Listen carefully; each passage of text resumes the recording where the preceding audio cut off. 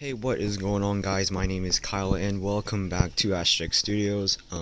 But here today in today's video, I have some very unfortunate news that I have to share with you guys today, and that is that my RX 480 GPU, the MSI armor, to be more specific, is officially dead. Um, when I came home yesterday, when I was just about to come home from my half day at school, I noticed that my system has been hanging for like the past hour or so, according to some of my mining logs. And as soon as I tried to restart it, there is no display output, there wasn't anything going on over there. So I initially thought that maybe it was something to do with the corrupt BIOS. So I tried to reflash the BIOS in Windows and in DOS, but I had no luck there. So today, early this morning, I tried to put this into an oven, baked it for 10 minutes, 400 degrees Celsius. I'll also let it cool down for approximately 1 hour after the baking process is finished.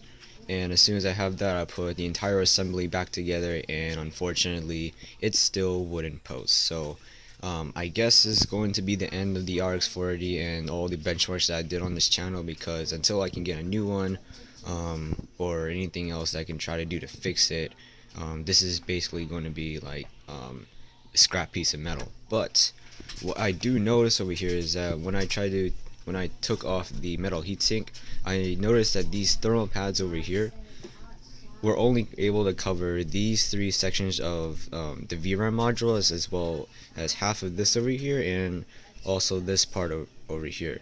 None of these three GDDR5 chips over here has been covered by thermal paste. So I'm kind of curious to see whether or not if you guys have a dead RX 480 and you happen to notice that not all of the VRAM chips over here were covered with a thermal pad right on top of it, because I think when I try to play games on it or whenever I mine on it, and then sometimes it would eventually crash. So I think so it had something to do with these three chips here not being able to get sufficient cooling. And I think what happened yesterday was that it simply overheated itself, and it basically caused one of these three, or maybe all three of them, or a combination of those two scenarios, probably caused these chips to burn out. And maybe these three over here were simply unaffected because they had sufficient cooling thanks to the thermal pad. So that is basically, I just wanted to share with you guys today.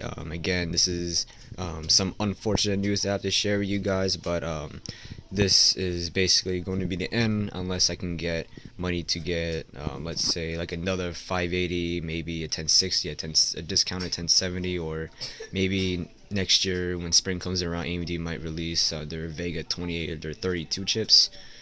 So yeah, I mean, that's all I have to share with you guys today. Thanks for watching.